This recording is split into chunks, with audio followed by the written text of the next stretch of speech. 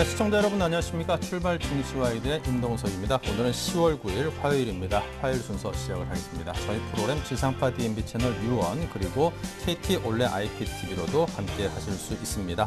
자, 지금 우리 증시 모습이 좀 어떤지 간략하게 좀 먼저 정리를 해보겠습니다. 자, 지금 1981선에서 우리 증시 좀 지루한 장세가 흘러가고 있습니다. 2000선을 회복할 수 있을 듯 하면서도 좀 올라선 듯 하면은 이런저런 제 걸려서 살짝씩 또 이 발불이 쳐서 넘어지는 듯한 그런 느낌이 드는 장세입니다. 살짝 좀 답답한 느낌이 드는 그런 투자자분들이 많고 우리 증시 이거 진짜 안 좋다 이런 생각들을 많이 하시는 것 같은데요. 제가 조금 전 인사드리기 전에도 오늘 함께 하신 전문가분들과 이런 얘기를 잠깐 했습니다. 지금 지구촌 곳곳에서 벌어지는 이런저런 상황들에 비교하면 우리 증시의 높이가 지금 1980년대 후반이거든요. 어떻게 보면 역설적으로 정말 좋은 장세 아닌가, 이런 상황에서도 이런 정도 높이를 유지할 수 있다는 게 참 대단한 거 아닌가라는 생각을 했습니다. 좀 지루하고 힘이 좀 빠지고 별 재미가 없는 장세일 뿐이지 결코 나쁜 그런 상황은 아닌 것 같으니까요. 여러분께서 긍정적인 마인드 잃지 마시고 저희와 함께 해주시길 바랍니다. 자, 저희 프로그램 오늘 준비한 일부 주요 코너들 소개를 해드리겠습니다. 네, 강정원의 3% 공략조에서는 강정원 전문가와 함께 장 초반 사볼 만한 종목을 선정을 해보겠습니다. 여의도 리포트에서는 KTB 투자증권 이성웅 대리와 함께 오늘 장 예상과 관심 종목 선정해봅니다. 자, 고수들은 과연 어떤 작전, 어떤 종목을 매수하는지 김도영의 작전 타임에서 공개합니다. 업종 스캐닝, 주요 업종과 종목들의 흐름을 실시간으로 살피고 효과적인 대응 전략도 함께 세웁니다. 네, 출발 증시와이드 일부 순서를 시작하겠습니다. 먼저 강정원 전문가와 그분을 활짝 엽니다. 안녕하십니까? 네, 안녕하세요. 네, 먼저 국내 전일장과 뉴욕 증시 상황 정리해 주십시오. 네, 저희 국내 시장은 13.28포인트 하락한 1981.89포인트 마감했습니다. 주말 뉴욕 증시가 실업률이 하락하는 3년 8개월 만에 7%대를 기록하면서 소식이 나왔습니다만 혼조세로 마감을 했고, 국내 코스피 시장은 대선을 앞두고 일단 투자자들이 리스크 관리에 나선 것으로 풀이되고 있는 그런 상황인데요. 전체적으로 개인만 매수가 좀 우위였고, 기관과 외국인 매도세가 좀 나오는 모습을 보였습니다. 시가총액 상위 종목도 역시 약세를 보였는데 현대차와 기아차가 각각 2%와 1%대의 하락을 보였고요. 포스코, 현대중공업, SK이노베이션도 약세를 보였습니다. 다만 SK하이닉스만 실적 개선 기대감에 1.9% 상승하는 모습을 보였고요. 삼성전자는 강보합세로 마감을 했습니다. 어제 특징적으로는 업종별로 증권 업종이 실적 개선을 좀 기대하기 어려운 그런 전문 분석이 나오면서 실제 약세를 보였는데요. HS증권이 4% 이상 하락하면서 대우증권과 키움증권, 현대증권이 3% 넘게 하락하는 모습을 보였습니다. 또한 한진해운도 실적 개선이 예상보다 미치지 못한다는 분석이 나오면서 46포인트 하락하는 모습을 보였고, 전체적으로 어제 시가총액 상하 종목들도 하락세를 마감했다라고 정리 좀 하겠고요. 코스닥은 1.9포인트 상승하면서 5일 연속 상승을 이어갔습니다. 37.79포인트 마쳤는데 역시 현 시장이 대형주보다는 중소형주 위주의 어떤 강세를 좀 보이면서 코스닥 쪽으로 좀 매기가 쏠린 게 아닌가 싶고요. 시가총액 상하 종목들 대부분 상승세를 보였습니다. 파라다이스가 2.4포인트 상승을 한 걸 비롯해서 CJ 오쇼핑, CJ ENM도 동반 강세를 보였고요. 최근에 유메이드만 그 또한 에 따른 좀 조정을 좀 보인 모습을 좀 순정했다고 보시면 되겠고요. 어제 그 교육 관련주가 특징적으로 상승했습니다. 디지털 대선과 비상교육은 상한가에 마쳤는데, 안철수 대선 후보 역시 교육 부분 공약과 더불어서 순응이 임박되면서 이 교육주들이 좀 강세를 보인 게 어제 특징 업종이었다고 좀 정리하겠고요. 외국 매수 종목은 코스피에서 포스코와 삼성전자, SK이노베이션, KB금융, 삼성물산을 순매수했고, 코스닥에선 파라다이스와 유메이드, 다음 송강밴드, 이지를 순매수했습니다. 기관 매수 상위 종목으로는 코스피에서 SK하이닉스, NHN, 코덱스 인버스, 한국타이어, CJ제일 등을 순매수했고요. 코스닥에선 메가스터디, 메리톡스, 파라다이스, 서울반도체, 메일유업을 순매수했습니다. 자, 그다음 미국 시장은 3분기 어닝 시즌 부진과 글로벌 경기 둔화가 나면서 다우지수는 26.5포인트 하락한 13,583.65포인트 마감을 했고, S&P 500 지수와 나스닥 지수는 각각 5.05포인트와 23.8포인트 하락하면서 마감을 했습니다.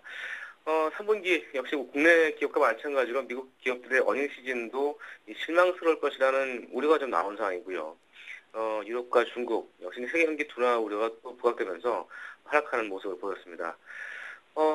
지금 1호전이 그 스페인 재정 위기와 더불어서 2호전 이슈를 논의하고자 지금 하고 있는 상황인데, 지금 9일까지 지금 진행될 예정으로 있습니다. 이 스페인의 구제금융을 공식적으로 요청할지, 그게 좀 주목되는 그런 상황이고요. 전적으로 1호전, 영국 구제기금이죠. 1호 안전기구, ESM이 공식적으로 가동이 됩니다. 시장평가사 피치가 ESM의 최고 등급인 트리플 A급을 부여했는데, 전적으로 유럽과 더불어서 지금 미국 시장의 시적 우려, 이런 부분들이 좀, 혼조세를 보이는, 소폭 약세를 보였다라고 정리를 하겠고요. 유가는 아시아 전기 둔화 우려, 또 스페인의 전면적인 구제금 요청 여부가 불확실한 모습을 나타내면서, 서부텍사스 원유 가격은 배럴당 55센트 하락한 89.33달러에 마감을 했습니다. 네, 자, 어제는 게임 하이를 말씀하셨는데요. 이 종목에 관해서 정리해 주십시오. 네, 게임하이 어제 시가 1250원에 출발했습니다. 장중 최고 상한가 무렵까지 11.2포인트 상승하는 모습을 보이는데요. 게임하이 제가 어제 투자 포인트 말씀했던 것처럼 상반기 실적을 기록했고 지금 스마트폰 게임 관련주들이 좀 강세를 보이는데 역시 이 서브나텍 전체적으로 PC 게임 업종에 대한 저평가 매트가 좀 디스카운트 요인이 이제 해소될 부분이 아닌가 싶고요. 그동안에 최대 주주가 넥슨사가 되면서 전적으로 차기 1인 시즌 게임도 내년도 하반기에는 선보일 것으로 방되고 있는 상황입니다. 올해 예상 EPS, PER, 실적은 게임 업종 대비해서 충분히 저평가 매트가 있는 상황이고 그런 부분들 감안했을 때 조정 시에 다시 한번 제가 매수 포인트를 잡도록 하겠습니다. 네, 게임하이 AS 해봤고요. 계속해서 오늘장 관심 종목은요? 네, 오늘 시가 공략주는 헤드 파워웨이를 제시하도록 하겠습니다. 헤드 파워웨이는 선박 의장품과 선박 구성 부품, 이런 사업을 영위하고 있고 주요 품목은 그 선박 제작에 필요한 이 선박 방향타라고 있습니다. 이 선박 방향타는 이 선박의 운항 방향을 조종하는 이 선박의 핵심 부품에 해당되고요. 전반적으로 조선 사업에 좀 민감한 그런 업종 중에 하나라고 보시면 되겠습니다. 투자 포인트는 두 가지를 줄 수 있는데요. 첫 번째는 그 중장기 성장성을 줄 수 있습니다. 이 헤드 파워웨이가 생산하는 그 선박 방향타가 그 30년간 이 노하우와 기술력이 결집되어 있습니다. 국내 선박 방향타 시장의 80%를 차지하고 있고 세계 시장 점유율은 30%를 넘는 상황인데 헤드 파워웨이는 현대중공업이라든가 현대이프조선, 한일중공업 대부분의 국내 대형 조선사에 이 방향타를 납품하고 있는 그런 상황이고 지금까지 생산한 방향타는 1,500여 척이 넘습니다. 세계 최고의 방향타의 디자인 업체인 두 개의 데코사도 협업을 통해서 특수 방향타도 독점 생산하고 있는데 이 헤드파이가 가지고 있는 강점은 일식 제작 방식입니다. 별도의 조립 과정 없이 선박에 탑재하기만 되는데 이런 그 방향타 관련 대부분의 제품을 직접 제작하고 조립하고 납품하는 것이 전 세계적으로 유일한 게 그 헤드 파워웨이입니다. 그래서 이 헤드 파워웨이의 어떤 이런 부분과 더불어서 올해 말에 이 가동이 예상되는 중국 공장을 통해서 방향타를 납품하고 이 중국 선박 고객 확보에 나설 것으로 전망되고 있습니다.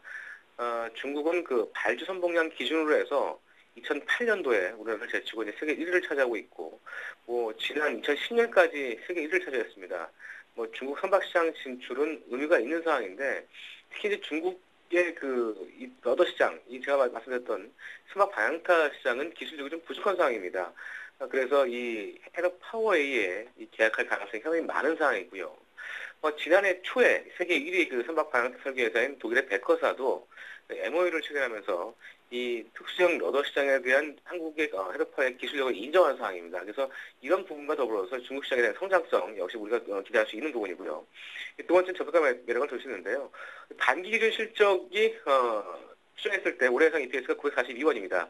현 주가가 PER 7.4배 수준인데 2년 평균 PER이 8배 수준과 비슷했습니다. 그래서 이 투자 포인트 첫 번째와 마찬가지로 이 선화성 프리미엄을 이전 부과할 수 있는 부분이고요. 이 단기 기준 주단수 자산 가치도 9,659원이기 때문에 역시 PBR 0.8배 이면 역시 부분도 투자 포인트로 제시할 수 있겠습니다. 네, 자, 헤드 파워웨이 목표가, 손절가, 가격대를 말씀해 주십시오. 네, 역시 시초가로 말씀드리겠고요. 3% 이상. 손절가는 6,500원 하에서 손절을 대응하시기 바라겠습니다. 네. 네, 오늘 강정원 전문가와 함께 오전장 공략주로 헤드 파워웨이 들어봤습니다. 오늘 말씀 감사합니다. 네, 고맙습니다.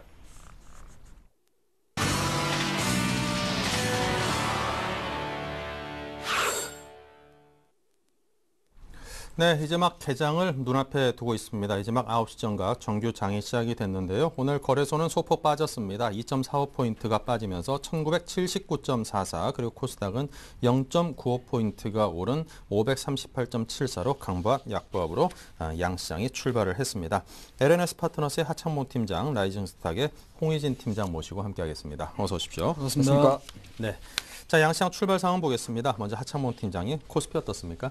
네, 최근 장 자체가 상당히 좀 답답한 흐름을 보여주고 있는 것 같습니다. 지난 9월 12일 날 21선을 돌파한 이후에 어제 다시 한번 21선을 터치하는 약간 수급선 안 좋은 흐름이 보였었는데 해외 시장도 약간 조정을 보였기 때문에 오늘 장 같은 경우도 장 초반 같은 경우는 조금 약세가 진행되지 않을까 보겠습니다. 삼성전자 같은 경우 0.5% 좀 빠지는 모습인데 조금 그래도 희망을 거는 것은 10월 24일부터 갤럭시 노트2를 미국에서 판매를 한다고 합니다. 그렇기 때문에 먼저 삼성전자의 갤럭시 시리즈 관련해서 해외 판매 좀 박차를 가지 않을까 보였고요. 포스코 같은 경우는 어제 시간에 사실 블록딜을 했습니다. SKT가 보유하고 있는 한 2.8% 지분 중에서 124만 주 정도를 팔았는데 블록딜 어떤 무락플렉스 해소되기 때문에 전체적인 측면에서 포스코에 나쁘지 않을 것이다 좀 보는데 장 초반 같은 경우 역시나 중국의 경기 두는 우려 자체가 좀 약한 것 같습니다. 35만 8,500원 정도 나오고 있고요. 현대모비스 같은 경우 0.3% 빠지면서 30만 원 정도에서 조금 멈춰주는 모습입니다. 기아차 같은 경우도 실적 쇼크 이야기 때문에 7만 원 이탈 이후에 지금 현재 가파르게 상승 못하고 있습니다만은 7만 1,300원 정도 보이면서 0.4% 수준에 좀 강세를 보이고 있지 않나 보겠고요. 최근에 조금 상대적 강세를 보였던 LG화학 같은 경우가 다시 한번 최근 3일 연속 조금 하락을 하면서 33만 원을 좀 내주는 모습입니다. 오늘은 0.9% 하락한 32만 6천 원 정도 효과 들어오는 모습이고요. 현대중공업 같은 경우도 25만 원 이탈 이후에 계속적인 대형주 약세의 전체적인 흐름을 좀 이어가고 있지 않나 보겠습니다. 0.2% 상승한 24만 6천 원 정도 효과 들어오는 모습입니다. SK 하이닉스 같은 경우 최근에 IT 종목 중에서 그래도 그나마 상대적으로 선방을 했었는데 오늘 같은 경우는 0.2% 상승한 23,750원 효과 들어오면서 전반적으로 대형주 종목들 오늘도 장 초반 같은 경우는 이렇다 방향성을 잡지 못하면서 약한 모습을 보여주고 있지 않나 보겠고요. 잠깐 지수부터 살펴보면 지수 같은 경우는 전일 대비해서 약간 약보합된 것 같습니다.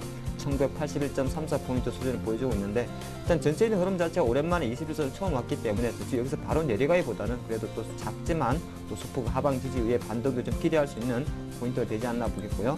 업종별로 잠깐 살펴보면 그나마 오늘 조금 상승을 보이는 업종은 역시나 의료 정밀 업종입니다. 의료 정밀 업종에 보면 두 개 종목이 크게 주요하고 있죠. 바로 DI와 미래산업이 있는데 그 종목의 상승률 자체가 의료 정밀 때 강세를 좀 보이는 것 같고요. 오랜만에 통신업종, 음식료 관련 업종이 조금 강세를 보이는 모습입니다. 통신업종이 0.5%, 음식료 관련 업종이 0.4% 상승하는 모습입니다. 보험업종 같은 경우도 최근에 계속적인 방어주와 실질을 기반으로 0.15% 정도 상승하는 모습이고요. 조금 하락한 업종을 살펴보면 역시나 경기 민감주를 할 수 있는 기계업종이 전일에 이어서 오늘도 하락하는 모습입니다. 0.7% 하락하면서 약간 약세를 보여주고 있습니다. 섬유오일이라든지 화학, 은행업종 같은 경우도 전반적인 좀 약세를 보이고 있지 않나 보겠습니다. 잠깐 수급 살펴드리면요. 어제 사실 외국인이 전체적으로는 장 초반에 약간 매도세였죠. 근데 어제 누적 기류는 장 시간 끝나고 포스코에 SKT가 보유하고 있던 블록딜 매매가 있었기 때문에 집계로는 3천억 정도 매수가 들어왔습니다만 내용적인 면에서는 어제도 외국인 주식을 팔았다 말씀드리겠습니다. 장 초반 같은 경우는 약간 주목되는 것이 국가 지자체 프로그램 매수 49억을 좀 매수가 들어오면서 기관 쪽에서 한 37억 정도 매수가 들어온다는 게 조금 특징을 할 수 있을 것 같고요. 코스닥 같은 경우는 최근에 상대적 강세 계속 보였었는데 오늘도 개인 쪽에서만 13억 정도 매수가 들어오지 않나 보겠습니다. 그리고 프로그램 어제 같은 경우는 약간 많지는 않았습니다만 외국인의 선물 매도가 약간 프로그램에 조금 부담이 됐는데 장 초반 같은 경우는 그래도 선물 시장에서 외국인과 기관 쪽에서 매수가 들어오면서 오히려 프로그램 시장에서는 105억 정도의 차익 프로그램 매수가 들어온다 볼 수 있습니다. 전반적으로 시장 자체 주도주는 조금 혼조세를 보이고 있습니다만 지수는 1980선 정도에서 출발하는 모습입니다. 네, 계속해서 코스닥 출발 상황도 알아보겠습니다. 홍희진 팀장님. 자, 오늘도 역시 코스피보다는 코스닥 시장, 그러니까 중소형주 시장이 좀 더 강하다라고 좀 보시면 될 것 같습니다. 장 초반 어제 급등이 나왔었던 업종이겠죠. 전자결제 관련 서비스, 다날이나 KG모빌리언스, KG 이니시스 같은 종목들 상당히 좀 좋은 흐름이 나타나고 있습니다. 아무래도 전자결제 직구일제를 도입한다라는 부분, 지금 금융위원회가 11월 달까지 지금 발표를 예정이 돼 있는데 발표하기로 예정이 좀 돼 있는데 이 부분 자체가 거의 이제 그 승인 쪽으로 좀 가닥을 잡은 모습이죠. 그래서 일단 이 부분이 조금 진행이 된다면 전자결제 서비스가 조금 더 활성화될 수 있다는 부분 때문에 아무래도 지금 다날이나 KG모빌리언스 상당히 좀 좋은 흐름을 보여주고 있다는 거 확인이 좀 되실 것 같고요. 그다음 교육 관련주겠죠. 메가스터디, 비상교육 어제 상당히 좀 급반등이 나왔습니다. 지금 안철수 후보 같은 경우 교육에 대한 중요성을 좀 강조하면서 그러니까 지금 그런 부분은 어떤 식으로 지금 개선시키겠다. 그러니까 교육에 대한 중요성을 좀 강조했다는 부분 자체도 주가 상승 모멘텀으로 좀 작용이 됐죠. 근데 이제 아무래도 지금 이런 것들이 어느 정도 조금 대선 관련 테마로서 좀 부각이 좀 되고 있기 때문에 어느 순간 흐름이 갑자기 좀 바뀌어버릴지 모릅니다. 그래서 메가스터디를 필두로 교육 관련 그러니까 종목들은 일단은 상당히 좀 경계를 하시면서 좀 대응하시는 것도 상당히 좀 좋은 전략이다라고 좀 보시는 게 좀 맞을 것 같고요. 코스닥 시장 같은 경우는 굉장히 좀 강세를 유지를 하고 있는데 흐름이 굉장히 좀 빠릅니다. 그러니까 지금 급등 급락을 좀 반복을 하고 있고 얼마 전에 창투사 같은 경우도 저점에서 좀 많이 올라왔다 어제 좀 급락이 나왔잖아요. 그렇기 때문에 일단 현재 시점, 그러니까 지금 계속해서 지금 어느 한 테마가 계속해서 오르기보다는 회전을 하면서, 그러니까 지금 순환을 하면서 올라가는 그런 모습이기 때문에 수익을 좀 챙겨가시면서 저점이 지지가 잘 되는 테마에 대한 관심은 좀 필요해 보인다라고 좀 보시면 될 것 같습니다. 그래서 최대한 단기 매매를 하시는 분들은 회전율을 높이시는 전략이 지금으로서 좀 맞고요. 한 번 매매해서 뭐 30%, 40% 수익을 얻으시는 것보다는 매매를 10%씩 4번 하시는 게 오히려 훨씬 더 가능성이 있고 수익률에 대해 있어서 상당히 좀 좋다라는 거 말씀드릴 수 있을 것 같습니다. 그다음에 이제 코스닥 시장 같은 경우는 뭐 시젠, 그다음 셀트리온, 안랩, 서울반도체, 시가총액 상위 종목들에 일단은 좀 좋은 흐름이 좀 나타나고 있습니다.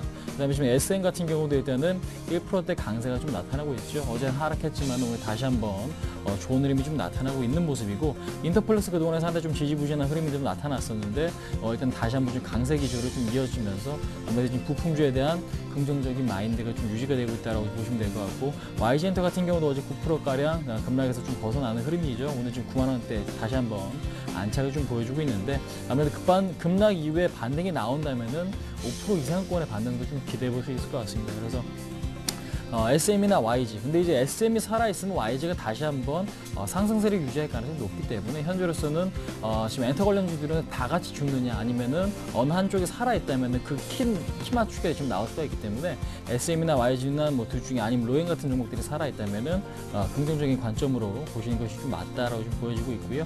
IT 부품주가 일단은 뭐 좋은 흐름이 나타나고 있는 것도 상당히 고무적인 일이다라고 좀 보시면 될 것 같습니다.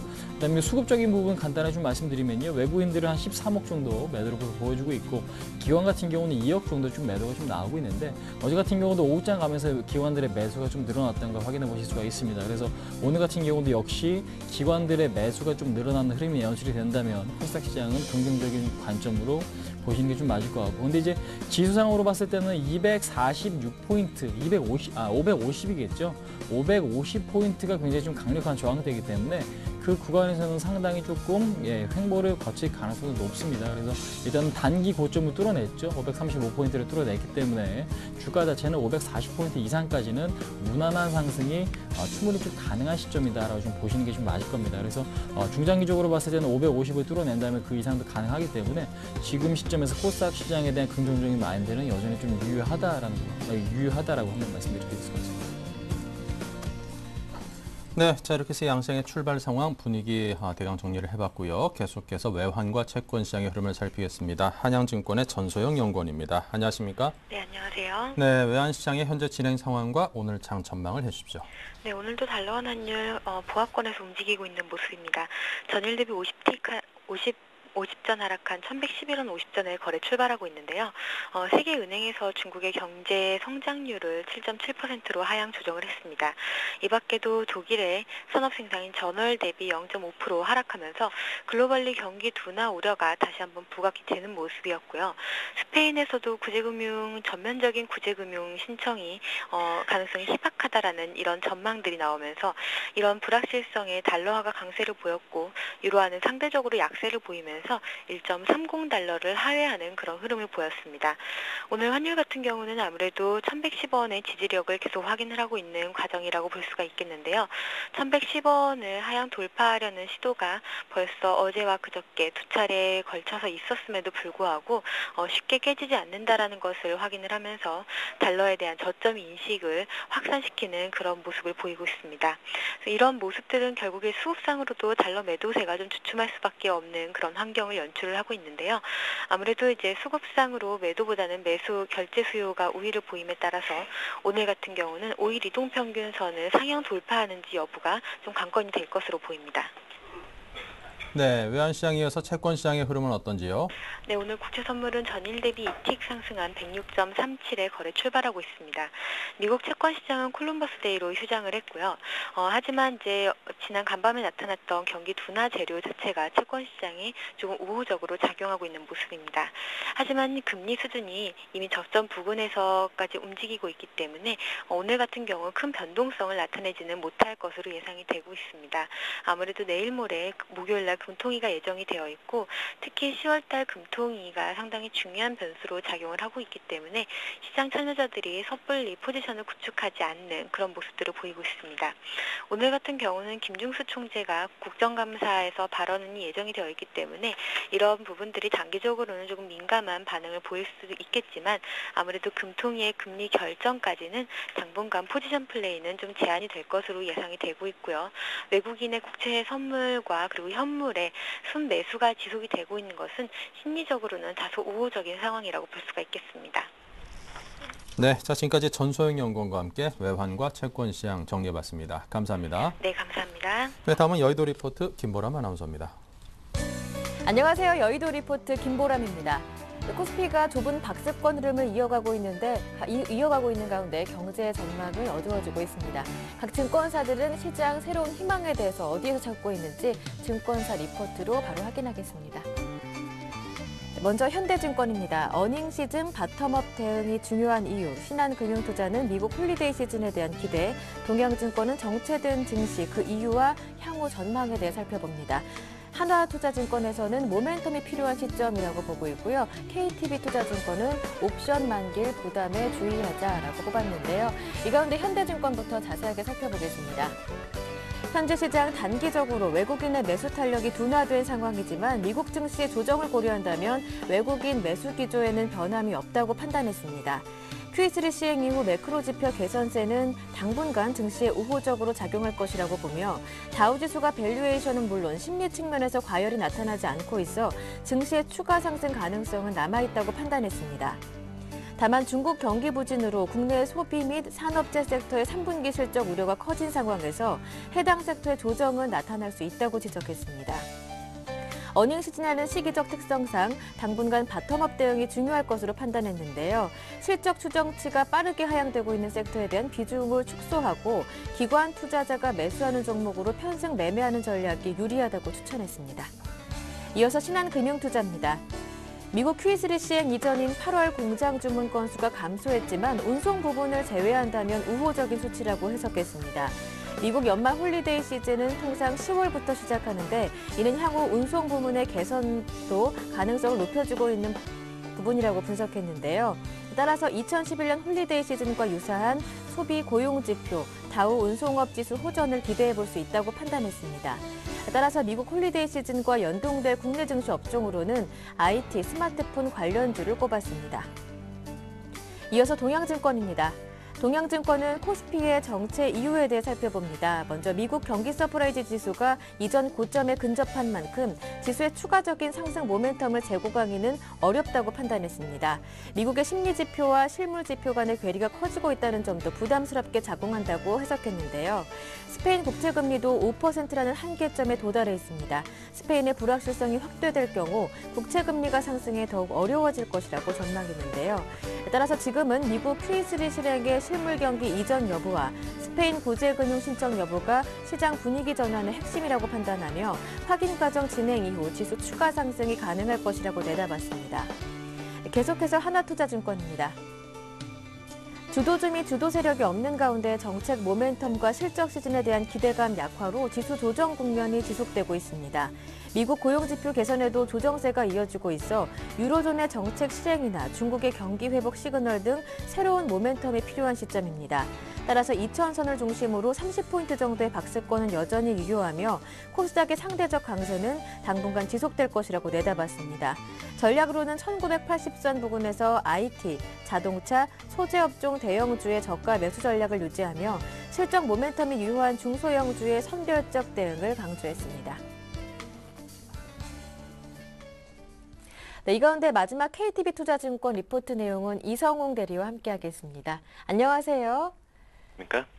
네, 이번 옵션 만기일 매물 부담이 커질 것이라는 전망이 우세한데요. 어떻게 내다보십니까?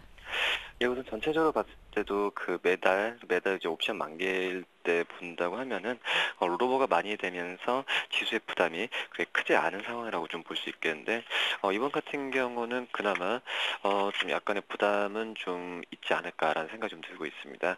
지금 현재 추정되는 게 외국인 차익자원관 6조 정도 예상이 되고 있고요. 그리고 이번에 이번 주에 목요일 전까지 해서 한 8천억 정도로 해서 매물 부담 나올 수 있는 가능성이 좀 거의 좀 크지 않을까라는 생각이 들고 이미 어제까지 봤을 때도 3천억 정도 매물이 좀 프로그램 쪽에서 나왔다고 본다고 한다면 향후에 5천억 정도 같은 경우는 계속 나올 가능성은 좀 크지 않을까 하는 생각이 들고 있습니다. 우선은 뭐 차익 거래가 지난달 같은 경우에도 청산 같은 게 좀 지연됐던 부분이 이번 달에 영향을 좀 계속 나올 가능성이 좀 있지 않을까라는 생각이 좀 들고요. 뭐 이런 점에서 봤을 때는 오늘 같은 증시는 좀 상승하고 있지만 그 약간의 그 부담감이나 경계를 늦추지 말아야 된다라고 볼 수 있겠습니다.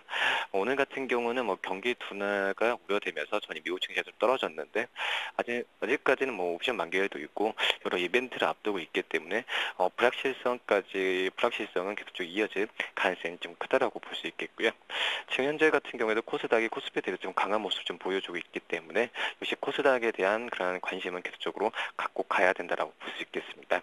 어제 슬슬 3분기 실적에 대한 그런 좀 실적 발표 시즌이 되는데 3분기 실적에 대한 뭐 우려가 어떻게 보면 그 긍정적인 것보다 좀 있을 수 있겠지만 뭐 유럽연합 재무장관 회의도 있고 이런 이벤트성이 있기 때문에 너무 그 실적에 대한 그런 비중보다도 여러 가지 변수를 보면서 차분하게 접근하는 전략이 뭐 옵션 만기 전까지 필요하지 않을까 하는 생각이 듭니다. 네, 말씀 잘 들었습니다. 도움 말씀 고맙습니다. 네, 감사합니다. 지금까지 여의도 리포트였습니다.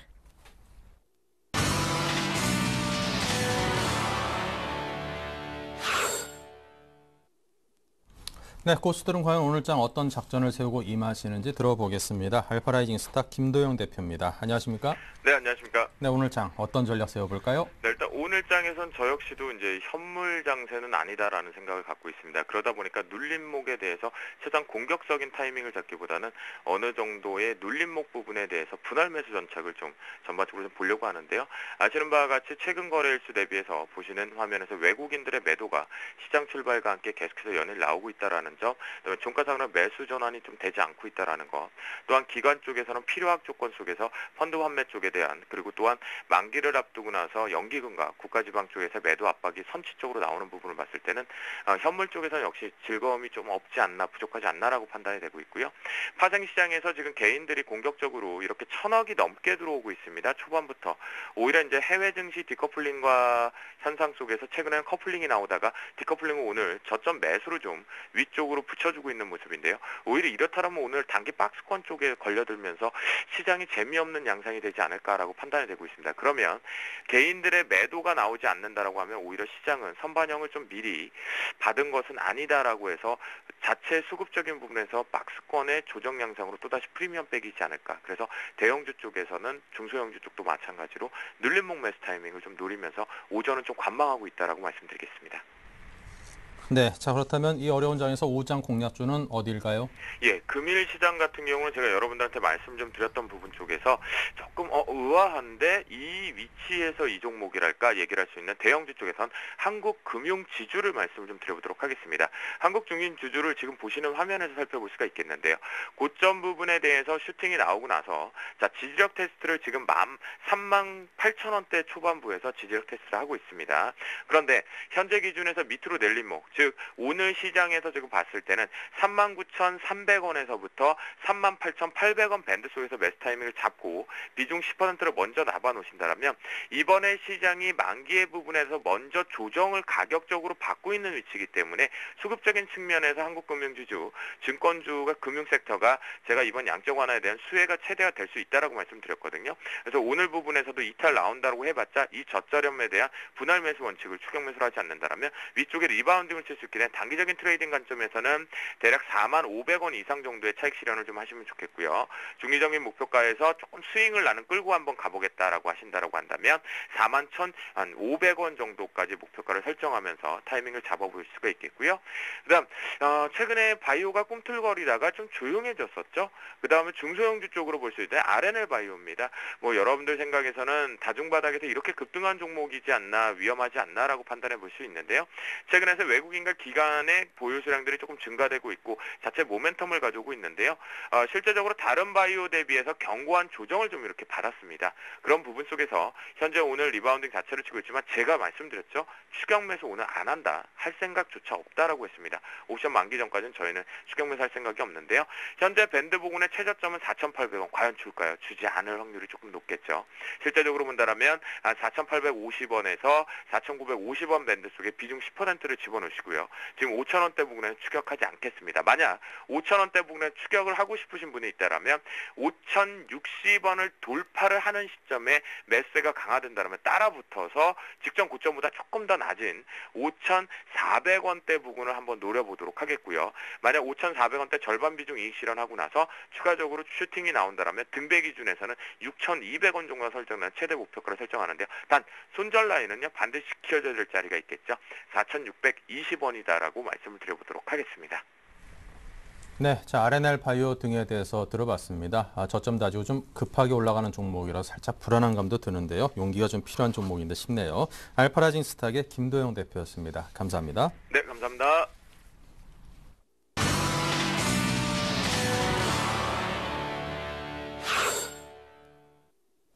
네, 실시간 시장의 흐름에 대해서 분석을 해보고 또 대응하는 시간을 갖겠습니다. 업종 스캐닝입니다. 먼저 하창봉 팀장께서 IT 운수장비 정유화학 업종을 살핍니다. 네, 최근에 장을 보면은 뭐 사실 코스닥 일부 종목들은 잘 가고 있고 그래서 시장 대형주를 보고 있으면 답답한 그 흐름은 뭐 어쩔 수는 없는 것 같습니다. 그나마 그래도 견고한 게 삼성전자인데 오늘은 또 삼성전자 조금 쉬는 모습입니다. 0.3% 하락하면서 136만 9천 원 나오는데 사실 지난 금요일 날 실적 발표 이후에 주가는 조금 쉬고 있습니다만 전체적인 흐름에서 보면 애플과의 어떤 역상관관계 주가를 보여주기 때문에 전체적인 흐름 상당히 저는 긍정적으로 봅니다. 사실 뭐 실적 잠정체에 대한 눈높이가 노타지 상태에서 선반영됐다는 거 있었고요. 기관 쪽에서 조금 매도세가 나오다 보니까 주춤되고 있는데 그렇지만 종합주가지수를 잡아주는 가장 강력한 키가 되지 않나 보겠고요. 잠깐 제가 삼성전자와 애플의 주가를 상대 비교한 차트를 한번 같이 보시겠는데 지금 자료화면을 보시면 실제적으로 파란색 지금 137만 원대 있는 게 삼성전자의 주가가 되고요. 최근 9월 고점 이후에 실제로 계속 하락하고 있는 680달러에서 700달러 언저리에서 지금 630달러 초반까지 하락하고 있는 것이 바로 애플의 주가입니다. 시장에서는 이런 이야기를 했었죠. 애플과의 소송 이야기 나왔던 8월 말부터 9월 중순까지 해서는 확실하게 애플의 주가가 삼성전자 주가를 견인했습니다만은 9월 중순이 접어들면서 실제적으로 주가는 역전이 됐다는 겁니다. 그래서 전체적인 흐름에서 봤을 때 10월달 스마트폰의 전쟁은 맞습니다만 오히려 애플은 애플의 반대 진영, 구글 진영이 되겠죠. 구글 진영에서는 애플의 무리한 소송 자체가 오히려 애플의 신뢰도를 하락시키지 않았느냐 그런 이야기도 좀 나오고 있습니다. 그래서 현재 수준에서 삼성전자의 주가 조금 쉬는 거 맞습니다만은 오히려 애플이 이렇게 내려가고 있다 했을 때는 오히려 상대적인 삼성전자의 강세는 조금 이어질 수 있지 않을까 봅니다. 그렇기 때문에 지금 약간 쉬고 있는 삼성의 주가 너무 부정적으로 보지 마시고요. 시장에 대한 그래도 가장 큰 바로미터가 할 것이다 봅니다. SK 하이닉스 같은 경우는 조금 그나마 조금 뭐 선방하는 모습인데 글쎄요 제가 판단할 때는 차트는 너무 좋습니다. 차트는 너무 좋은데 과연 SK 하이닉스가 수급적으로도 견고한데 여기서 치고 갈지 안 갈지는 조금 의문이 든다는 겁니다. 그래서 이렇게 이제 시장 대비해서 약간 견고하긴 한데 상승하지 못하는 종목들은 보연하셔도 되는데 설령 추가 매수라든지 신규 매수에 대해서는 실적에 대한 불확실성이 있다는 것이죠. 그래서 지금 약간은 대한투자로서의 매기세가 조금 들었는데 보유 관점에서는 계속 말씀드리겠는데 올라갈수록 SK 하이닉스는 그래도 저항 매물이 좀 예견되지 않을까 그렇게 말씀드리겠고요. LG전자 같은 경우도 역시나 지금 7만 원 밑에서 조금 쉬는 모습입니다. 지금 LG전자는 제가 판단할 때 바로 못 갑니다. 바로 못 간다는 거는 지금 철저하게 실적 시즌이죠. 실적 시즌에는 통상 시장의 특징이 주가의 변동성이 좀 약화된다는 것이 특징이 있고요. 실적 발표 전후가 주가의 변곡점이 됐다는 겁니다. 그래서 그 전까지는 아직까지 좀 시간이 있기 때문에 저점 매수를 계속 매수는 들어오고 있습니다만 상승하지 못한다는 것은 아직 강력한 상승 드라이버를 찾지 못한다고도 볼 수 있습니다. 그래서 계속 관심은 가지시는데 일단은 추격보다는 항상 좀 빠질 때마다 주목하는 전략이 좋을 것 같고요. LG노텍 같은 종목이 사실 가장 좀 많이 빠지고 있습니다. LG전자 관련해서 LED 관련 종목이죠.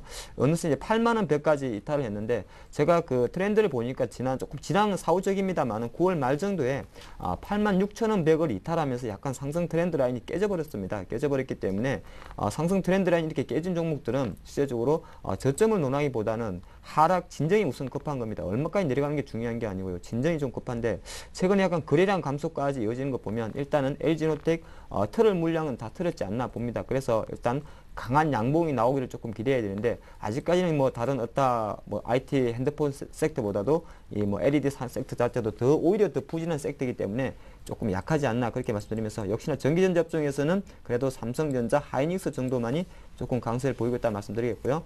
자동차 업종 살펴드리겠습니다. 현대차 글쎄요. 거리를 나가면 눈에 보이는 것은 다 현대차인데 주가는 좀 안 가죠. 실제적으로 뭐 자동차 업종 우리 투자자분들 많이 아시겠지만 8월에 따른 파업 역량 자체 그리고 지금 계속적으로 경기 둔화에 대한 어떤 그런 흐름 자체가 자동차 업자에도 조금 부정적이다 그런 말씀 드리겠고요. 현대차는 확실히 25만 원 벽에서 조금 머물러 있는 모습입니다. 제 짧은 기억으로 한 7, 8년 전에 현대차 상당히 한 5, 6만 원 박스권에 갇힌 적이 있었는데 지금 현대차의 주가를 보면 최근 2년 동안에 한 25만 원의 박스에 좀 갇히지 않나 그런 생각을 잠깐 합니다. 그렇기 때문에 지금 현재 수준에서 현대차 다시 한번 25만 원 오게 되면 강력한 상승이 불가하다면 다시 한번 저항을 매들 가능성이 있습니다. 그래서 긍정적인 관점에서는 21만 원, 22만 원, 23만 원 저점을 높여놓은 흐름이 있기 때문에 소폭 매수 관점 유효합니다만 추격 매수보다는 역시나 25만 원 정도에서는 차익 청산이 좀 필요하다 말씀드리겠고요.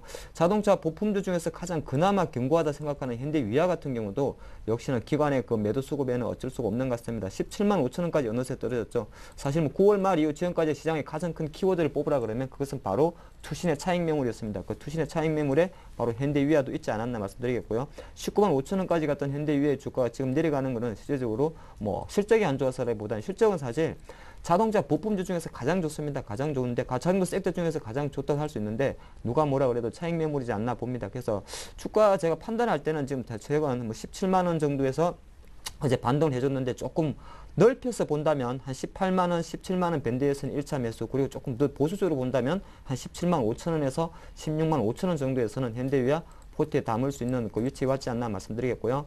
굴러다니는 타이어 잠깐 보겠습니다. 한국 타이어죠. 이게 분할을 해가지고 상당히 주가 우리 투자하시는 분들 헷갈릴 수 있는데 한국 타이어 월드와이드 같은 경우는 지주 회사고요. 한국 타이어 같은 경우가 원래 회사입니다. 그러니까 원래 그 타이어를 만든 회사죠. 그러다 보니 차트는 조금 깨진 것처럼 보입니다만 전체적으로 봤을 때 원래 기준 주가 7만 원대 있던 종목이죠.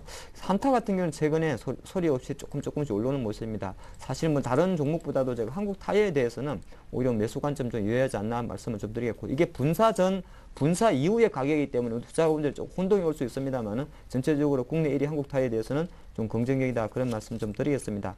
조선업체 잠깐 살펴드리면요. 조선업은 사실 지금 별로 보고 싶지가 않죠. 실제적으로 뭐 최근에 어떤 그 유럽 위기도 계속적으로 좀 소강 국면 제가 판단할 때는 소강 국면입니다. 왜냐하면 유럽 시장이 지금 글로벌 정시에 미치는 변동성이 약해졌다는 겁니다. 약해졌다는 것은 시장 뭐 이슈는 계속 진행되고 있는데 폭발적인 변동성이 안 나오다 보니까 어떤 유럽 위기 해결 기대감으로 올라갔던 조선주 또 실망감으로 내려갔던 조선주들이 오히려 지금 요지부동 오히려 수급에 밀리면서 슬금슬금 가랑비에 옷 젖듯이 밀린다는 겁니다. 삼성중공 같은 경우도 실제로 상승 트렌드 라인 깨면 안 되는데 3만 7천이 깨버렸다는 거죠. 그렇기 때문에 실제로 제가 판단할 때는 저가 매수에 대한 매력은 삼성중공업은 여타 중공업보다는 있습니다. 있기 때문에 전체적인 그림 나쁘게 보지 마시고요. 삼성중공업에 대해서는 매수 관점 좀 유효하다 그런 말씀 좀 드리겠고요.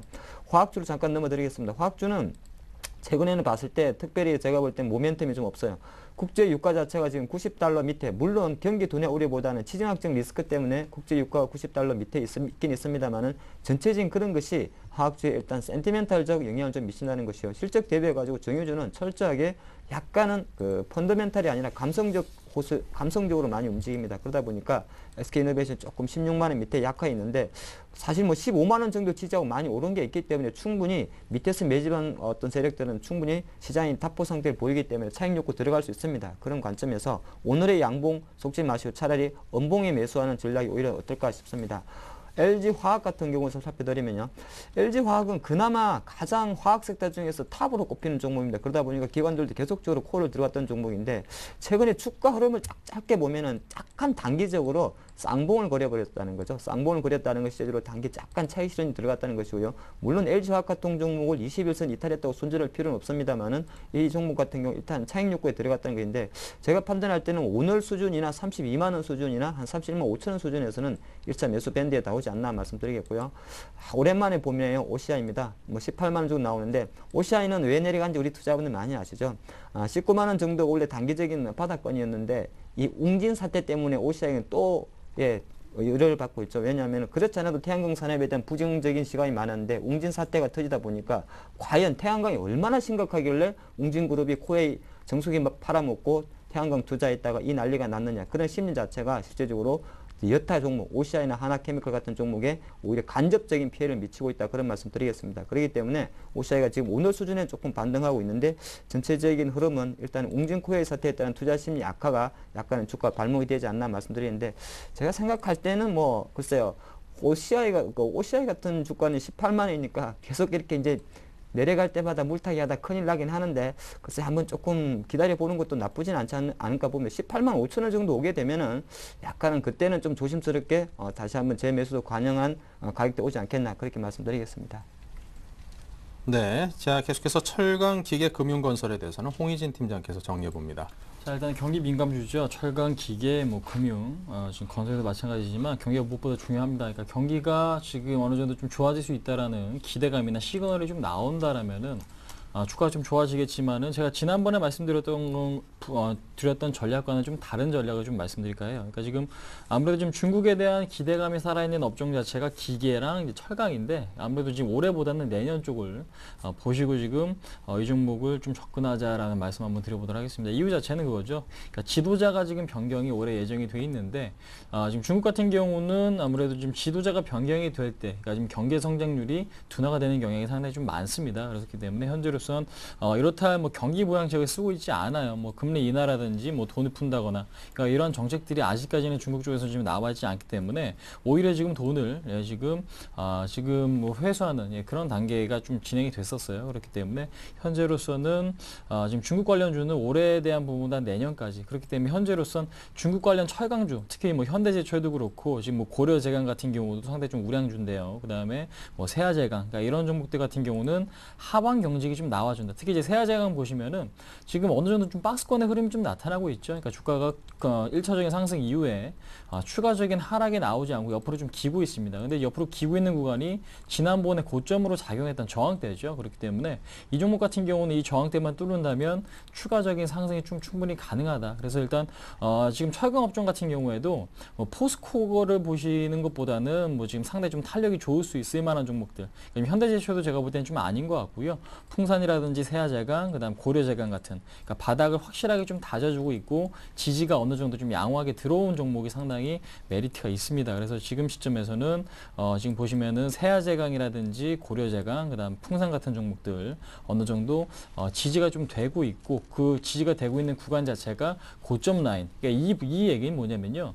고점 라인에서 지금 돌파를 하지 못하고 지지가 되고 있다는 것 자체는 여기서 시장이 턴만 해준다면 고점에 대한 돌파가 쉽게 상당히 좀 일어날 수 있는 그런 흐름입니다. 그래서 일단 이런 부분 좀 포스코나 현대제철 같은 덩치가 큰 종목보다는 풍산세아제강, 그 다음에 지금 고려제강 같은 어느 정도 중형주에 대한 관심이 지금으로서는 좀 필요해 보인다라고 생각이 되어지고 고려한 역시 마찬가지입니다. 그러니까 지금 보시면은 사상 최고가를 지금 바로 앞두고서 그 주가는 돌파를 하지 못하고 옆으로 좀 기고 있죠. 그렇기 때문에 일단은 주가 자체가 45만 원 라인만 깨지지 않는다면 고려아연도 갈 수밖에 없는 그런 상황이다. 그래서 시간이 걸릴 수는 있겠지만 철강 업종에 대한 관심은 가지시되 비중 자체를 너무 크게 하지 말자라는 거 좀 말씀드려보도록 하겠고요.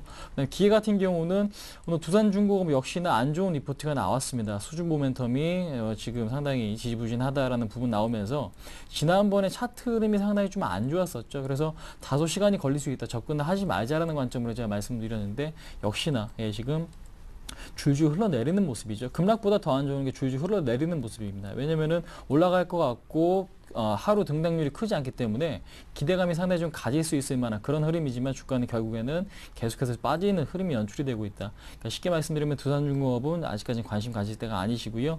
두산인프라코어 역시 마찬가지인 것 같아요. 그래서 두산 관련 그룹주들은 조금 더 지켜보시는 게 좀 맞을 것 같다라고 생각이 되어지고 뭐 최근에 보시면은 차트가 이쁜 종목들이 급반등이 좀 많이 하죠. 그리고 그런 측면을 봤을 때도 지금 한국카본에 대한 관심도 좀 필요해 보이고요. 그 다음에 BHI 같은 종목들에 대한 관심도 좀 필요해 보인다. 근데 이제 기계 쪽에서는 탑픽이 아무래도 신텍이라는 종목과 그 다음에 한국카본에 대한 관심이 상당히 좀 필요해 보인다라는 거 한번 말씀드려보도록 하겠습니다.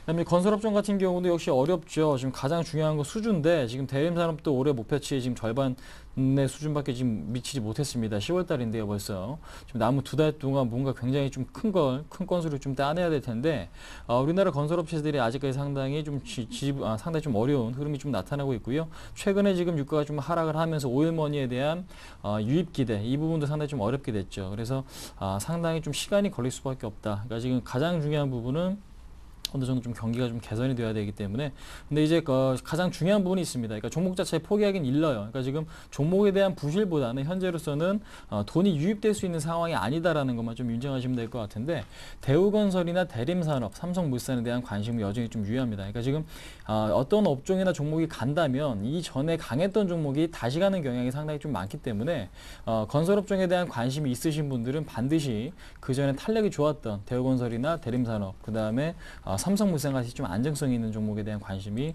좀 필요해 보인다라는 거 다시 한번 좀 강조를 좀 드려보도록 하겠고요. 그 다음에 지금 은행업종, 금융이죠. 은행 같은 경우는 역시 부정적인 견해를 좀 말씀드려보도록 하겠습니다. 리스크 요인이 좀 너무도 많아요. 그러니까 지금 웅진 사태를 얼마 전에 보셨지 않습니까? 그러니까 어떤 우량 기업이 갑작스럽게 이렇게 워크아웃이나 아니면 상당히 좀 심각한 이야기가 나올 경우에는 가장 심하게 타격을 받는 게 대출의 은행이죠. 그렇기 때문에 현재 시점 경기도 안 좋은 상황, 가계부채도 마찬가지겠고 기업 부채도 마찬가지입니다. 여기서 좋은 얘기가 나와줄 만한 게 없어요. 그래서 은행은 굳이 좋게 보지 말자라는 거 한번 말씀드려보도록 하겠습니다. 증권업종 같은 경우는 좋게 보자라는 관점 유효합니다. 여전히 지켜보자. 근데 이제 시간이 좀 걸릴 수밖에 없습니다. 2000포인트가 넘어서야만 아무래도 고점 돌파가 좀 가능할 것 같기 때문에 대우증권이나 뭐 삼성증권, 그다음 HMC 투자증권, 그러니까 이들 종목이나 업종 같은 경우는 시간은 좀 걸릴 수 있겠지만은 포기하지 마시고요. 탄력이 굉장히 좀 강합니다. 그러니까 지금 지수가 오를 때는 급반등이 나와줄 수 있는 그런 타이밍이고 외국인이 현재 우리나라 시장을 이탈하지 않는 것 자체는 다시 한번 탄력을 받고 올라갈 수 있다라는 지금 기대감으로 좀 보시면 될 것 같습니다. 그래서 일단 아무래도 지금 당장은 어렵겠지만 향후 주가가 반등 포인트가 나온다면 거기 안에서도 수혜를 받을 수 있는 업종이 증권이라고 좀 보고 있기 때문에 증권업종은 서서히 좀 매직 관점으로 보시고요. 보험업종 좀 마찬가지죠. 현대해상 보시면 아시겠지만 차트를 보시면요. 오히려 저점보다 그러니까 지금 6월 달에 저점 찍었던 라인이 이제는 저점이 높아지면서 주가가 좀 올라가고 있고요. 저항대로 뚫어내고 있습니다. 그러니까 그렇기 때문에 현대해상이나 동부화재, 그러니까 이들 종목에 대한 관심은 지금으로서 상당히 좀 필요해 보인다. 보험업종이 오히려 금융 섹터 중에서 가장 힘이 좋고 기대감을 가질 수 있을 만한 업종이 아닌가 한번 말씀드려보도록 하겠습니다. 네, 자 건설이든 기계 쪽이든 철강이든 여러 부분이 아직까지 좀 어려움이 아직까지 많이 남아 있는 것 같습니다. 자 계속해서 하찬봉 팀장께서 통신, 유통, 음식료 업종을 또 서치해 드립니다. 네, 통신업종 같은 경우는 지금 때가 아닌 것 같습니다. 제가 판단할 땐 통신업종은 타이밍적으로 한 10월 말, 11월 달 정도부터 재차 아마 상승 탄력이 좀 들어가지 않나 보겠는데, 같은 말씀 계속 드립니다만 실적 시즌에는 실제적으로 실적에 대한 어떤 눈높이를 항상 낮춘 상태에서 향후 개선될 수 있는 관련 섹터에 베팅을 해야 되는데, 통신사 같은 경우 우리 투자자분이 너무 많이 압니다. 매출은 상당히 좋아요. 매출은 좋은데 중요한 거는 보조금 지원 때문에 과다 고객 유치진 때문에 영업이익이 감소할 수밖에 없다는 겁니다. 일단은 많이 땡겨놓고 보자. 돈은 쓸 때 쓰더라도 그것이 바로 통신업종이 갖고 있는 어떤 한계점 아닌 한계, 실적이 발표될 때마다 한계점을 보인다는 거죠. 그러다 보니까 이미 증권사에서도 SK텔레콤에 대한 어떤 3분기 매출에 대한 전망치는 상당히 긍정적입니다만 영업이익에 대한 전망치가 상당히 낮기 때문에 오히려 주가는 조금 발목을 잡히는 모습입니다. 아이러니한 것은 우리나라 같은 경우는 주가 산정할 때 그 영업이익이나 손익을 좀 많이 강조하고요. 미국 같은 경우는 잠깐 보면 확실히 매출액 증가에도 많이 기여를 생각을 하는데 일단 중요한 거는 사실 주가를 산정하는 기준은 매출보다는 영업이익이 더 우선에 있기 때문에 오히려 그 부분이 주가에 좀 발목을 잡는다 말씀드리겠고, SK텔레콤 가격적으로는 상당히 좋습니다만 제가 생각할 때는 수렴이죠. 수렴이기 때문에 너무 고민하실 필요는 없을 것 같고요. 일단은 시간이 문제다. 타이밍적으로만 조금 더 기다리시면 다시 한번 매수 가능성 올 수 있지 않나 보겠습니다. 그렇다고 지금부터 슬슬 매수하는 건 어떠냐 그렇게 볼 수도 있습니다만은 미리 먼저 들어갈 필요는 없겠죠. 일단 조금 더 관심을 조금만 뒤에서 보는 것이 어떨까 싶고요. 그나마 SKT는 강세인데 중요한 건 LG U+입니다. 6,800원까지 빠졌다는 거죠. 지난 금요일날 약간 주문 실수로 추정되는 하한가 물량이 잠깐 나갔다 왔었는데요. 물론 기관에서는 일단 기관들의 법인 계좌야 주문 실수였다 이야기하고 있습니다만은 왜 주문 실수가 생겼을까요? 생각하면 거꾸로 팔고 싶었다는 겁니다. 10주 팔다가 잘못 팔아서 만주 팔아서 주문 실수가 있었다는 것이죠. 근데 중요한 거는 그 이후에 주가가 못 올린다는 거죠. 그래서 LG U+ 상대적인 종목보다는 주문 실수 여부를 떠나가지고 약간은 기타 통신 섹터에서 작년 하반기에는 가장 강했습니다만 기타 지금 현재로 놓고 봤을 때는 SK텔레보다는 조금 약하다 그런 말씀 드리겠고요. 조금 재미있는 유통으로 가겠습니다. 유통 같은 경우는 실제적으로 지난 중추절 연휴, 국경절 연휴에 롯데백화점, 현대백화점, 신세계 기준으로 해서 중국인 관광객, 중국인 신용카드, 은연카드 사용액이 짧게는 100%, 200%까지 증가했다고 합니다. 하지만 실제적으로 백화점의 주가는 아직까지도 좀 지지부진한 것이 전반적인 문제점이다 그런 말씀 드리겠고, 아무래도 예전에 보면은 정유사, 제약사 관련해서 정부의 규제 관련 이야기가 자꾸 나오다 보니까 백화점 3사의 주가는 오히려 발목이 잡히지 않나 말씀드리겠고요. 그런 와중에도 실제적으로 동네 구멍가게, 동네 슈퍼, 동네 편의점은 잘 됩니다. 그러다 보니까 GS 리테일의 주가는 항상 최근 같은 경우도 고공행진을 달린다는 것입니다. 정부에서 SM 대형마트 규제를 해서 재래시장 활성화를 시키기 위해서 대형마트를 규제를 했더니 재래시장은 별로 매출 변화가 없고 오히려 동네 슈퍼라든지 편의점이 장사가 잘 된다는 겁니다. 그러다 보니까 GS 리테일 같은 경우가 최근에 상당히 신고가 행진을 해서 오히려 백화점을 팔고 GS 리테일을 하는 어떻게 보면 차익 거래 형태가 GS 리테일의 지금 강세를 좀 불러일으키지 않나 말씀드리겠고요. GS 리테일만큼이나 또 잘 가는 종목이 바로 롯데가 품에 안은 하이마트입니다. 하이마트 같은 경우도 실적적인 이야기보다는 롯데의 어떤 전국적인 유통망을 가지고 조금 체질 개선되지 않을까 그런 모양을 보였기 때문에 예전에 약간 연초에 어떤 그 CEO들 간의 어떤 불협화음 때문에 주가가 급락을 했습니다만 지금 돌아서는 하이마트의 주가 조금 더 GS 리테일과 함께 관심을 가져도 되지 않나 말씀드리겠고요. 또 최근에 주목되는 종목들이 바로 급식과 식자재 업체입니다. 현대 그린푸드 같은 경우 우리 투자금님 많이 아시죠? 주가 조금 재미없었는데요. 현대 계열이 아닌 바로 CJ 계열, CJ 프레시웨어 같은 경우가 계속적인 상승을 보여주고 있다는 겁니다. 오늘도 2% 상승하면서 36,800원까지. 근데 CJ 프레시웨이 같은 경우는 급식보다는 식자재를 조금 많이 합니다. 마진은 조금 낮습니다만은 최근에 상당히 좀 탄탄한 흐름을 보인다는 것은 약간은 안정적 성장에 시장이 역시나 좀 배팅이 들어오지 않나 말씀드리겠고요. 유통주 중에서 제가 특징 전환 말씀드리겠습니다. 바로 리홈입니다. 리홈 같은 경우 오늘도 2,770원 나오면서 4.53% 오르는데 재미난 게 있죠. 9월 달에 9월 5일 정도에 지금 리홈은 많이 아시겠지만 그 밥솥 만드는 회사죠. 근데 지금 장동건이 CF를 하고 있습니다. 지금 공정파 TV를 통해 나오고 있죠. 9월 5일 날 신사의 품격 장동건이 쿠첸 선전을 한다고 하다 보니까 상한가를 갔었는데요. 지나놓고 가만 보니까 실제적으로 그 흐름 자체가 꺼지지 않고 최근에 다시 반등을 한다는 겁니다. 물론 한 연예인의 어떤 효과도 있습니다만 리홈이라는 회사는 상당히 크게 급증하는 회사는 아닙니다만 안정 재무 상태가 상당히 우량한 회사입니다. 그러다 보니까 약간 작은 종목, 시가총액 1,000억 미만의 작은 종목이기 때문에 어떤 세력이 들어와서 올리는 건 맞긴 맞습니다만은 리홈의 주가가 상당히 유통주 중에서는 조금 특징적이다. 제가 그런 말씀 좀 드리겠고요. 음식료 좀 마지막으로 빨리 말씀드리면 음식료는 최근에 주목할 게 두 개만 보시면 돼요. 오리온이 역시나 100만 원 지지하는지 좀 지켜보시고요. 제가 지난번에도 말씀드렸던 장기 27만 원을 돌파하는 농심의 주가 상승 트렌드 다시 한번 열어두면서 전체적인 음식료 업종, 유통업종에 대해서는 그래도 긍정적인 뷰를 좀 가져가도 될 것 같습니다. 네, 자 다음은 테마주 흐름 살펴보겠습니다. 홍 팀장님. 자, 일단 테마 지금 정부 정책 관련, 정부 정책이 아니죠. 대선 관련 정책 테마겠죠. 지금 보시면은 어제 같은 경우는 교육 관련주가 올랐고요. 그 다음에 지금 전자결제 관련주가 올랐습니다. 이게 지금 보시면 제가 그 전에도 말씀드렸습니다. 테마라는 것이 계속해서 좀 순환을 하고 있기 때문에 앞으로 지금 발표될 수 있는 것들이 어떤 것들이 있고, 그 다음에 하반 경직이 잘 나오고 있는 종목들이 무언가 좀 찾아보시고 좀 대응을 하시면 충분히 좀 접근이 가능하다라고 지금 말씀을 드렸는데. 있는데 아무래도 지금 최근에 지금 보시면 아시겠지만 안철수 후보 같은 경우에는 에너지 관련 쪽에서는 신재생 쪽 강조를 했고요.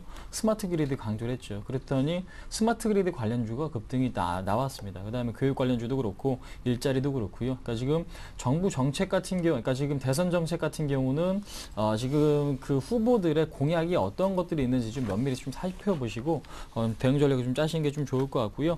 오늘 같은 경우는 지금 전자결제 관련주가 뭐 한국정보통신 같은 경우 상한가에 안착이 됐고요. 어제 급등이 나왔던 다날이나 KG 모빌리언스 상승폭을 좀 줄여가는 그런 모습이 좀 있습니다. 근데 이제 힘은 여전히 좀 강하다라고 지금 보시면 될 것 같고요. 근데 이제 계속해서 지금 순환이 좀 나오고 있습니다. 오늘 코맥스 같은 지금 보안 관련주, 그러니까 지금 슈프리마도 마찬가지겠지만 보안 관련 최근에 지금 범죄가 좀 상당히 조금 급증을 하면서 보안 관련에 대한 중요성이 좀 날로 커지고 있죠. 그래서 지금 코맥스 같은 뭐 CCTV라든지 이런 부분 만들고 있는 기업들에 대한 수혜가 좀 이루어지고 있다는 거 좀 주목하실 필요가 있을 것 같습니다. 그러니까 지금 실적 대비 주가 자체가 저평가인 종목들 좀 체크를 해보시면 될 것 같고, 그 다음에 지금 IT 부품주들은 상당히 아직까지는 좀 지지부진한 흐름이 좀 나오고 있지만요.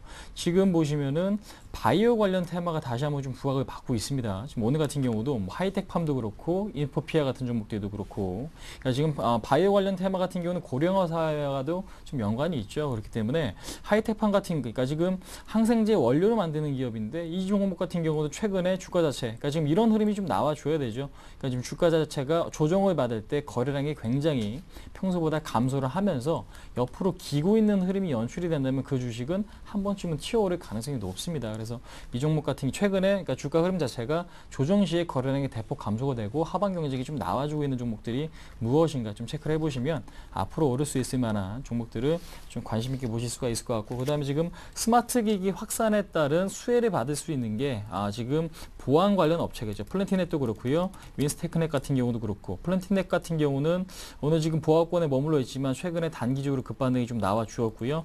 윈스테크넷 같은 경우도 오늘 좀 급반등이 연출이 되고 있습니다. 네트워크 보안 솔루션을 만드는 국내 유일의 기업이기 때문에 현재로서는 이러한 부분에 좀 주목을 해보자. 그러니까 지금 스마트 기기 확산에 따른 수혜를 받고 있는 종목들의 강세가 좀 지속적으로 이루어지고 있다는 거 한번 말씀드려보도록 하겠습니다. 네, 자 계속해서 애널리스트 출발 전략입니다. 우리투자증권 이경민 책임연구원입니다. 안녕하십니까? 예, 안녕하십니까? 네, 오늘장 흐름이 어떤지요? 네, 장 초반 약세로 시작했던 코스피가 좀 상승 반전을 하면서 좀 분위기 반전에 힘을 실어가는 모습을 보이고 있습니다. 정중히 전해진 소식 중 하나는 그리스 쪽에 있어 그리스 재무장관이 트로이카가 긴축 시한을 2년 연장하는 것을 검토하고 있다는 소식이 전해지면서 유럽발 불확실성, 그러니까 그동안 시장에 좀 부담이 되었던 요인들이 좀 완화되면서 강세 전환을 하고 있는 모습인데요. 그렇다 하더라도 이번 주 옵션 만기까지는 좀 단기적인 수급 부담이 커질 수 있는 시점임을 좀 감안하실 필요가 있겠습니다. 8월, 9월 유입된 외국인 매수 자금 중에 82%가량이 단기 유럽계 자금이고요. 그 중에서도 3조 6천억 원 가량이 차익 매수로 유입되었다는 점에 있어가지고 유럽 이슈가 좀 불거질 경우에는 단기 매물 압력으로 작용할 수 있다는 점 좀 감안하실 필요가 있겠고요. 다만 미국 경제 지표 개선 그리고 앞으로 유럽 해결을 위한 각국의 노력들이 이어질 것이라는 예상에 따라가지고 하방형성은 유효하다는 측면에 있어서 코스피와 대형주는 1950에서 1960선에서 매수 기회를 포착하는 대응 전략이 필요할 것으로 보입니다. 반면에 코스닥과 중소형주는 연일 강세를 이어가고 있습니다. 오늘 코스닥 시장은 0.7% 상승하면서 540선마저 넘어서는 모습을 보이고 있는데요. 단기 가격 부담이 있는 것은 아닌가라는 생각을 하고 있지만 최근 들어서 등락 과정을 통해 가지고 단기 가격 부담을 덜어내고 시장이 다시 상승하는 부분이기 때문에 좀 긍정적으로 보실 필요가 있겠고요. 단기적으로는 프로그램 매물 압력에서도 굉장히 자유롭다는 측면에 있어가지고 매력도가 높아지는 모습이라 볼 수 있겠습니다.